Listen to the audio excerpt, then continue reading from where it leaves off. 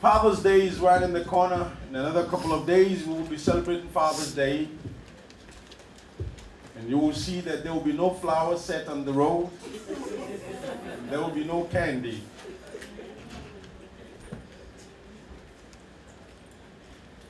But I'm here to defend that right that we have, that we are given by God. I stumbled across some of the verses that just changed the entirety of what I perceive myself to be in every man that I see. I've always known that there's something special about man. There's always something that stands out, that makes us be what we are. I don't care what y'all think of us. I don't care what the world think of us. I don't care what a woman whose heart is broken think about us. I don't know what you might be thinking, but you can't do without us. You either have a son or you have a son-in-law. There is always a man in your life. And the way you treat your son is the way you must treat your man. If only men can be treated the way women treat their son, there will be much more peace. But be that as it may, it cannot happen. We have a program that is lined up for Men's Father's Day, which we have our men conference coming up on the 20th of June and 21st of June. 28th is at 7:30, from 7:30 to 8:30 on the 20th. That will be Saturday. And on the 21st, we will be having a full service here. But I want to encourage you. I want to challenge you also. If you can make it on the 20th, there are things that you're going to hear here that you probably will never hear again.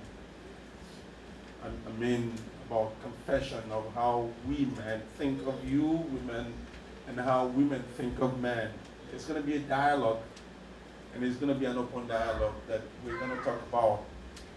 Then you will get to understand that how you think is not how we think. Women are very emotional, men are very positional. And you're going to see that as we go through the Word of God, as I will share that with you. And that's the reason why I refuse to do this segment at the 10 o'clock service, while I'm doing it now at 11 o'clock service. Because I wanted many of you to understand truly that the way you see men is not the way God sees us. Yes, it is true, women are made in a very different manner that makes them to look differently from the way we look. Even though the Bible said that the wicked vessels, but the wicked vessel that he meant is not in brain, is not in thinking, is not in achievement. As a matter of fact, one comedian says that women are wiser than men in so many areas because of the way they're, because of the letter that started woman, W, wise, wisdom.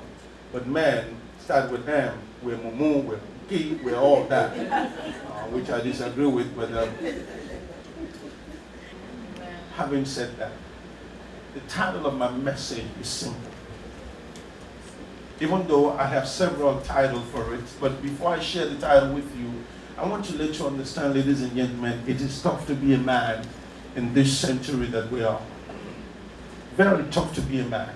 Because man has been redefined and redefined and redefined and redefined so many times in the 20th century. And even now, we see the redefinition of a man that has gone away out of the way God intended it to be. Some woman will say, I need a man that is strong, that can provide for my family. Some woman will say, I need a good-looking man in my life. Some woman will say, all I need is a man that will just be there for me. So men have been redefined in several areas that it now brings confusion into the world that we live in, that the morality that God has set with man has been taken away, and it has now been exchanged for something else, that people now have a mixture of what a man should be or what a man should look like or how a man should act. And it becomes a very confusing part, ladies and gentlemen, that we sometimes, should I say, we seldom ask ourselves, who is the real man? Rather, let me put it as you will always say, who is the good man? I've often heard people say good men are very hard to find. And some will say good men are not born yet. So if the good men are not born, it is because the ugly ones are not dead yet.